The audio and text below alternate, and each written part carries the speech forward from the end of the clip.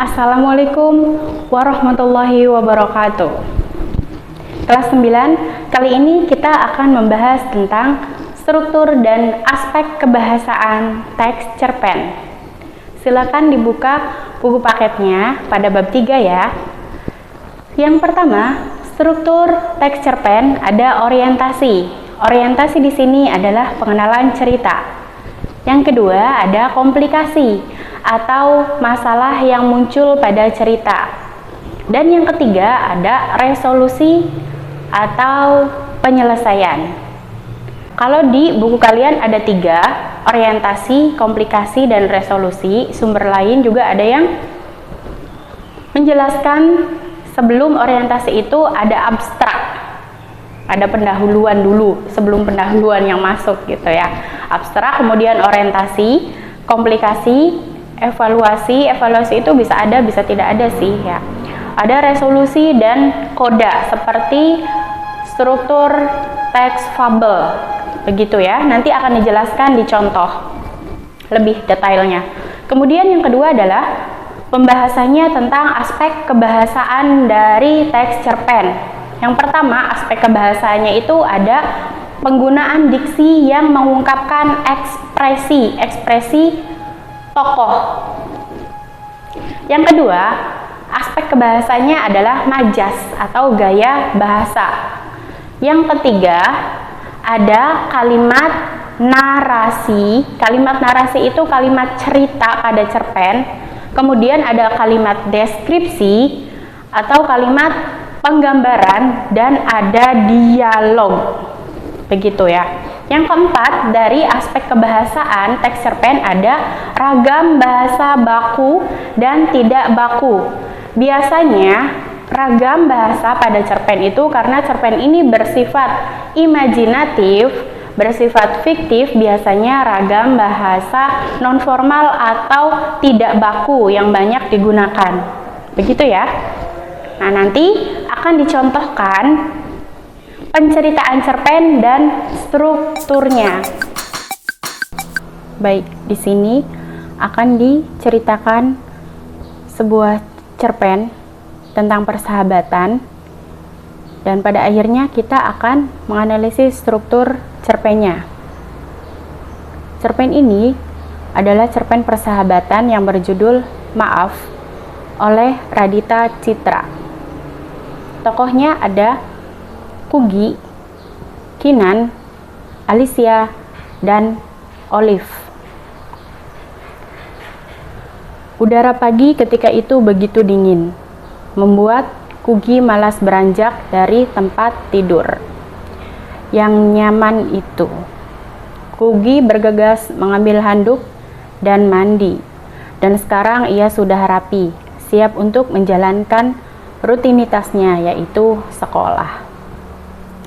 Kugy duduk di kelas 9 di salah satu SMP terbaik di Bandung. Nah, kemudian tiba-tiba suara ibunya Kugy di bawah sudah memanggil Kugy. Kugy, kata ibunya, cepat turun, sarapan sudah siap. Iya Bu, ini sudah kok, kata Kugy di dalam kamar. Sebenarnya Kugy itu tak semangat melangkahkan kaki ketika itu, karena masih malas ya, masih malas-malasan gitu. Di ruang makan, ibunya Kugy sudah duduk dengan menu makan pagi yang berjejer rapi di meja makan. Menu makannya ada nasi goreng, ada telur mata sapi, ada roti bakar, ada nasi goreng kesukaannya Kugy. Iya Bu, terima kasih. Ngomong-ngomong, ayah kemana Bu, kata Kugy. Oh, ayahmu sudah berangkat tadi pagi. Ayah katanya ada pertemuan penting, jawab ibunya Kugy. Kali ini Kugy harus berangkat sendiri, bersepeda. Setelah sarapan, Kugy bergegas keluar rumah dan berpamitan kepada ibunya. Bu, Kugy berangkat dulu ya. Assalamualaikum. Waalaikumsalam, hati-hati ya, jawabnya ibu sambil mencium keningnya Kugy. Tapi Kugy-nya tidak mau karena dia pikir masih kayak anak kecil aja gitu ya, dicium keningnya. Nah, lanjut, Kugi kayu tuh sepedanya dengan perlahan melewati kompleks perumahan. Ketika itu udara begitu dingin menusuk tulang, padahal sudah jam 6:30. Jarak rumah Kugi dengan sekolah memang tidak terlalu jauh, cukup 15 menit dengan sepeda. Tapi Kugi tidak terlalu sering pergi ke sekolah menggunakan sepeda. Kugi itu selalu berangkat bersama ayahnya biasanya. Sampainya di sekolah, Kugi bergegas menuju ke kelas. Tetapi tiba-tiba ketika Kugi berjalan, seseorang menabraknya dari belakang. Brak! Kugi pun terjatuh. Aduh, kata Kugi ya, kesakitan. Nah, kakinya sampai lecet karena ditabrak oleh orang itu. Namun, orang itu tidak menghiraukan teriakan Kugi. Ia justru malah lari bergegas pergi. Dalam benaknya Kugi, itu orang siapa ya? Kurang ajar sekali, asal tabrak. Langsung pergi begitu saja tanpa minta maaf. Kata Kugi, dasar tidak punya sopan santun, katanya seperti itu. Siapa ya orang yang tadi? Nah, suasana kelas 9E ketika itu sudah ramai sekali. Dengan hiruk-pikuk teman-teman yang sibuk mengerjakan tugas dari Pak Franz. Pak Franz itu guru IPA-nya mereka yang dikenal super killer. Nah, tapi untung tugasnya dari Pak Franz sudah dikerjakan jauh-jauh hari. Jadi sekarang Kugi bisa santai sejenak. Bangku Kugi masih kosong. Bangku baris kedua, deret ketiga. Itu adalah bangku yang biasa Kugi tempati. Dia duduk sendiri di bangku itu. Karena jumlah murid yang ganjil, alhasil Kugi duduk sendiri. Jadi di situ disusun ganjil genap, duduknya seperti itu. Kesepian ya sudah pasti. Tapi ada teman-temannya yang membuat Kugi ini tidak kesepian, yaitu Olive, Alicia, dan masih banyak lagi. Kugi itu berharap ada seorang yang akan mengisi bangku di sebelahnya. Tiba-tiba ada yang berbicara dengan Kugi. Kugi, kok kamu santai? Tugas dari Pak Franz sudah dikerjakan? Tanya Olive, teman Kugi yang duduk di depan bangkunya itu. Sudah, Liv, aku kerjakan jauh-jauh hari, jawab si Kugi. Teng teng teng teng teng teng teng teng. Ada bel masuk, kelas berbunyi. Nah, seperti biasa, setelah bel berbunyi ini, anak-anak wajib menyanyikan lagu Indonesia Raya serentak di kelasnya. Nah, jam pertama diisi oleh mata pelajaran IPA tadi. Mata pelajarannya siapa tadi? Ingat? Pak Franz, yang dikenal super killer. Nah, Pak Franz itu datang. Tetapi, siapa anak-anak laki yang bersama Pak Franz? Nah, ada anak laki-laki yang mengiringi Pak Franz ketika masuk kelas. Sepertinya bukan siswa sekolah di sini, kata Kuginya dalam hati, melihat anak itu. Nah, kemudian kata Pak Franz, anak-anak, hari ini kita kedatangan murid baru. Bapak harap kalian senang atas kedatangannya. Kinan, mari masuk, kata Pak Franz-nya ya. Nah, kemudian Kugi melihat seorang anak laki-laki berambut agak gondrong masuk ke kelas. Wajahnya lumayan agak bule, hidungnya mancung, sepertinya dia blasteran luar negeri. Dari penampilannya dan gayanya berjalan, ia seperti anak yang angkuh, gumam Kugi ya dari dalam hatinya. Nah, kemudian Pak Franz bicara lagi, Kinan, silakan memperkenalkan diri. Nah, kemudian Kinan memperkenalkan diri tuh. Selamat pagi teman-teman, namaku Kinan Nicholas. Kalian bisa memanggilku Kinan, aku pindahan dari Spanyol. Tetapi aku lahir di Bandung dan aku harap kalian senang atas kedatanganku, kata Kinan memperkenalkan dirinya ya. Nah, Kugi itu tercengang ketika Kinan memperkenalkan diri. Dari Spanyol, kata Kugi ya, lahir di Bandung. Mungkin ini yang Kugi harapkan, seorang yang bisa menemaninya di bangku itu. Tapi Kugi baru menyadarinya bahwa Kinan adalah orang yang menabraknya tadi pagi. Nah, kemudian, baiklah Kinan, silakan duduk di samping. Pak Franz-nya berpikir sangat lama. Kemudian bicara lagi Pak Franz. Ah, itu di samping Kugi, katanya. Sudah lama sekali dia duduk sendiri, kata Pak Franz-nya ya. Ya, Kugi yang kau tabrak tadi pagi itu tanpa minta maaf dan langsung pergi begitu saja. Ingatnya Kuginya tuh ya. Oh ini anaknya gitu. Oh yang itu. Ia memasang wajah sinis pada Kugi. Jadi biasa aja gitu ya. Sepertinya dia tidak mengingat Kugi, pikir Kugi. Kemudian, dasar dia duduk di sampingku. Rasanya aku ingin berbicara dan menunjukkan luka kakiku padanya. Tapi aku mencoba untuk bersabar, kata Kuginya ya. Tadi belum minta maaf belum, Kinannya ya. Lanjut, Kugi menyapa Kinan tuh. Hai, namaku Kugi. Senang bertemu denganmu, sapa Kuginya ramah dengan senyuman. Seraya Kugi mengulurkan tangannya dan melupakan kejadian tadi pagi. Hai Kinan, ucapnya dengan nada yang agak dingin. Dalam benak Kugi, Kinan benar-benar merasa tidak bersalah. Kugi hanya bisa diam walaupun ada sedikit kekecewaan di dalam hatinya. Seharusnya dia minta maaf padaku gitu, kata Kugi dalam hati ya. Lanjut, ada bunyi bel istirahat, teng teng teng teng. Kemudian, baiklah anak-anak, sampai di sini dulu pelajaran kita. Sekarang waktunya istirahat, kata Pak Franz. Kugi pun pergi keluar kelas. Kugi, tunggu! Teriak seorang memanggil namanya Kugi. Kugi menoleh ke belakang, mencari-cari asal suaranya. Di mana ya? Alicia, ada apa? Tanyanya Kugi. Bagaimana rasanya duduk dekat dengan anak baru? Pasti enak dong, apalagi dari Spanyol, tanya Alicia, teman akrab Kugi. Tidak juga, Al. Ia terlihat sangat sombong, benar-benar sombong. Dan tahukah kamu, dia yang menabrakku tadi pagi hingga kakiku lecet dan dia tidak minta maaf padaku. Serasa tidak punya salah, kata Kugi dengan nada rendah. Mungkin dia tidak sengaja, Gi. Tambah Alicia, kata Alicianya ya, mungkin tidak sengaja menabrak gitu. Kemudian Kuginya menjawab, sengaja atau tidak seharusnya orang itu minta maaf padaku, tanya Kuginya jawab dengan nada rada marah ya, rada kesal gitu. Nah, kemudian ketika Kugi dengan Alicia sedang berbicara, tiba-tiba brak. Nah, langsung kan, sakit gitu, kata Kugi. Terjatuh, Kuginya jatuh lagi dan ternyata siapa yang menabraknya? Lagi-lagi Kinan. Ia menabrak dari belakangnya, dari belakangnya Kugi gitu ya. Luka di kakinya tuh Kugi bertambah parah dan mulai mengeluarkan darah. Terus ada Alicia ngomong nih ke Kinan, anak baru, sombong banget sih, minta maaf dong. Nah, kata Alicianya emosi kan gitu kan. Tapi Kinan tidak menghiraukannya, dia langsung berlalu pergi. Sudahlah Alicia, nggak apa-apa kok, kata Kuginya. Kugi berusaha untuk memaafkan ya. Sudah 2 kali sih Kinan anak baru itu melakukan ini pada Kugi. Tadi pagi dan siang ini. Kugi menahan sakit di kakinya.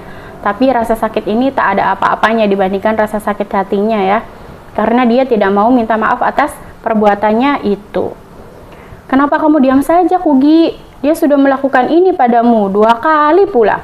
Dia itu menganggapmu musuh, bukan teman, dia jahat. Kata Alicianya tiba-tiba ngomong seperti itu ke Kugi ya. Terus Kuginya ngomong dalam hati, apa benar yang dikatakan Alicia? Kau benar Al, kata Kugi seraya menganggukkan kepala. Kau benar sih Al gitu ya. Kuginya jadinya terhasut omongan Alicia. Nah kemudian terus keesokan harinya Kugi akan benar-benar mengubah sikapnya pada Kinan. Ia menganggap Kugi musuh Kinannya ya. Kuginya pun harus begitu dalam hati Kugi. Karena dia menganggap saya musuh, saya juga harus menganggapnya dia musuh. Kugi duduk lagi di bangkunya dan Kinan pun datang. Kugi benar-benar muak melihat wajah anak sombong itu. Rasanya ingin mencakar mukanya Kinan gitu ya. Terus Kugi mendengus kesal. Kuginya ngomong gini ke Alicia ya. Alicia, kita ke taman saja yuk gitu. Iya, aku juga malas melihat wajah anak baru itu, seru Alicia mengiyakan. Sampainya di taman, Kugi berbincang-bincang nih dengan Alicia. Tiba-tiba perut Kugi tuh sakit.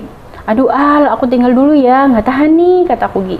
Iya udah cepet sana, kata Alicia. Sampainya di toilet, Kugi menutup pintu. Saat ingin keluar, pintu kamar mandi tiba-tiba terkunci dari luar. Wah, Gawat, pintu terkunci. Tolong, tolong, tolong aku, teriaknya Kugi minta bantuan seraya sambil mengetok-ngetok pintu toilet ya, karena sudah hampir 1 jam dia berada di sana, lama sekali gitu ya. Dan saking minta tolong, tidak ada yang membukakan kuncinya gitu, membukakan pintunya, terkunci. Seketika semuanya gelap. Tiba-tiba ketika Kugi membuka matanya perlahan, itu buka mata, pandangannya masih buram. Terlihat seorang laki-laki di hadapannya. Siapa laki-laki itu? Semakin lama penglihatannya semakin jelas. Ternyata laki-laki itu ya siapa lagi? Kinan. Kugi memperhatikan sekelilingnya. Sekeliling gitu diperhatikannya. Oh, ternyata ini ruang UKS katanya gitu. Kinan, kau pasti telah mengunci pintu kamar mandi kan? Tanyanya Kugi. Jadi langsung nuduh Kinan. Kamu benar-benar jahat, Kinan. Kamu tega. Salahku sama kamu apa? Kamu sudah menabrak aku 2 kali hingga kakiku terluka. Emosilah Kugi di sini semakin menjadi-jadi ya. Shh, kata Kinannya gitu. Nah, Kugi, Kinan bukan pelakunya. Justru Kinanlah yang telah menyelamatkanmu. Pintu toilet tidak ada yang mengunci, tapi terkunci sendiri ternyata. Maklum, pintu toilet itu tidak pernah diperbarui. Ini menambahkan kata Pak Franz, tunggu, Kinan menolongku, kata Kuginya ya. Kinan, jadi kamu yang menolongku? Ragu-ragu sih. Jadi kamu tadi kan sudah emosi ya, ternyata salah gitu dugaannya. Terus jawabnya Kinan, iya Gi, saya yang menolongmu gitu. Terima kasih Kinan, ucapnya Kugi. Kugi benar-benar tidak menyangka bahwa Kinan ternyata orang yang baik. Nah, oh iya Gi, aku mau ngomong sama kamu. Ini soal kemarin, aku minta maaf ya Kugi, karena aku udah nabrak kamu 2 kali sampai kakimu terluka tanpa minta maaf, bukan? Karena aku tidak mau minta maaf. Tapi waktu itu aku benar-benar buru-buru, jadi posisinya Kinan itu buru-buru. Jadi tidak sempat minta maaf pada Kugi. Dan pada waktu pertama kali aku duduk di sebelah kamu, sebenarnya aku tahu bahwa kamu yang aku tabrak tadi, katanya Kinan. Seperti itu. Oh ya Kinan, ini yang sebenarnya aku tunggu dari kamu dari dulu gitu, sebuah kata maaf. Sebenarnya aku sudah maafin kamu dari kemarin kok. Dan maaf juga aku telah menuduhmu dan membentakmu. Emosiku tadi memang sudah tak terbendung, kata Kugi pada Kinan ya. Ternyata Kugi salah paham pada Kinan. Kugi telah berburuk sangka pada Kinan. Aku juga minta maaf karena aku sudah bersikap dingin padamu, padahal kita sebangku, ucap Kinan. Kinan, maukah kamu jadi sahabatku? Tanya Kugi.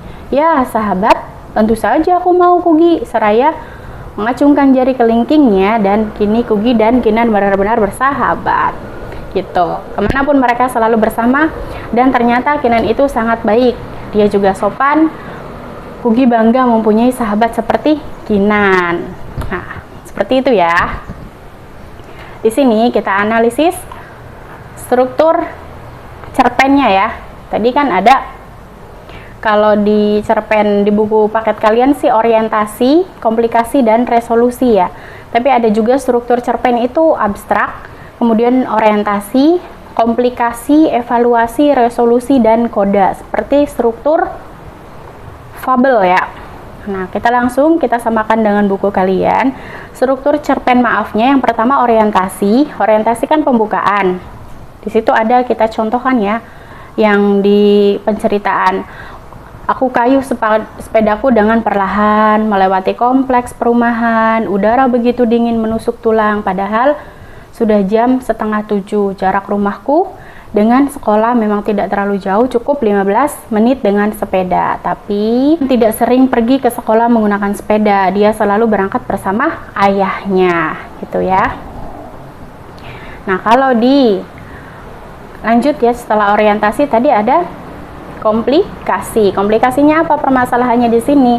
Ketika sampai di sekolah, ya ada paragraf tadi kan diceritakan ya, sampainya di sekolah, aku bergegas menuju kelas, tetapi tiba-tiba ketika aku berjalan seorang menabrakku dari belakang kan, brak gitu, dan Kuginya terjatuh ditabrak oleh Kinan. Di situ tuh komplikasinya ya. Nah gitu. Terus ada resolusi ya. Resolusinya tadi Kuginya kan ngomong, Kinan, maukah kamu jadi sahabatku? Penyelesaiannya di sini sudah ada penyelesaian masalahnya. Ya, sahabat, tentu saja aku mau, Kugi, seraya mengacungkan jari kelingkingnya Kinan. Dan kini aku dan Kinan benar-benar bersahabat. Kemanapun kita selalu bersama gitu. Itu solusinya. Nah, kalau strukturnya kita lengkapkan,